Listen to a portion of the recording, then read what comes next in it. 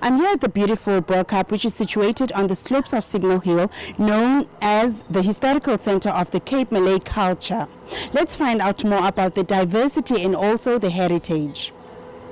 Former free slaves and sort of people of color settled here after slavery. And we also here at a very important site, which is the very first mosque in South Africa.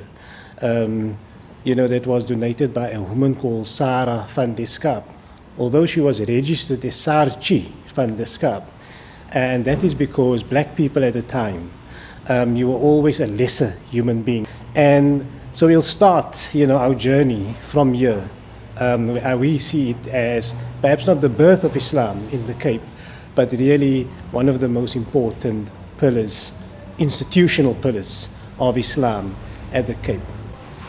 I think it's not strange for Muslim in Islamic tradition for people to memorize the Quran. I mean, thousands of Muslims has done that over the years. But the challenge here, of course, Tuan Guru wrote it from memory whilst he was on Robben Island. And this makes this book, fairly remarkable. Or this makes the Quran fairly remarkable that we have here.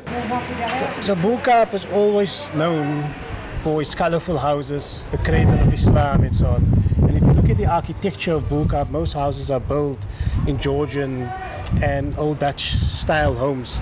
So these homes are typically built for poor people and so on. And Bo-Kaap was always somehow, a lot of the houses were dilapidated and so on.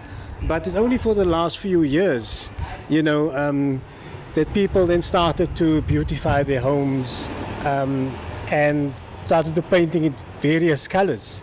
And that literally show you, although there's no historic background or reason for these colorful homes, but it simply show you the kind of creativity of the Bo-Kaap community. People that are involved with heritage look at the exterior of the homes and preserve that.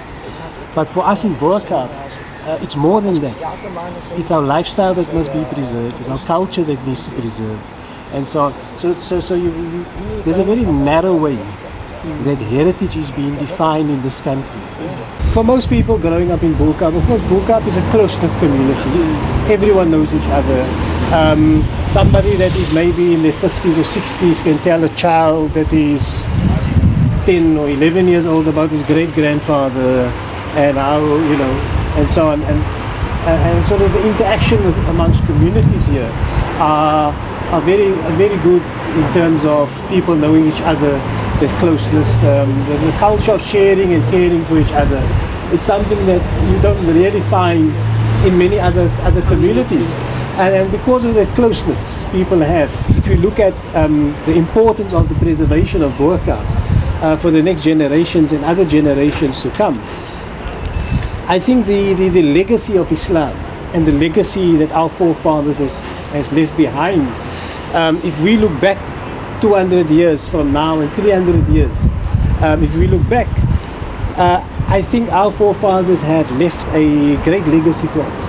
Of course, the challenge for us today, it's a challenge for South Africa and the world, will the next generation 200 years from now, when they look back, say, our forefathers has left a great legacy, and therefore we must be very careful what we do, and the kind of things we do. Tourists love the authentic experience that they receive in Bo-Kaap. However, the residents are concerned about gentrification and also losing the heritage. For our City News, I'm Babala Koma, Bo-Kaap.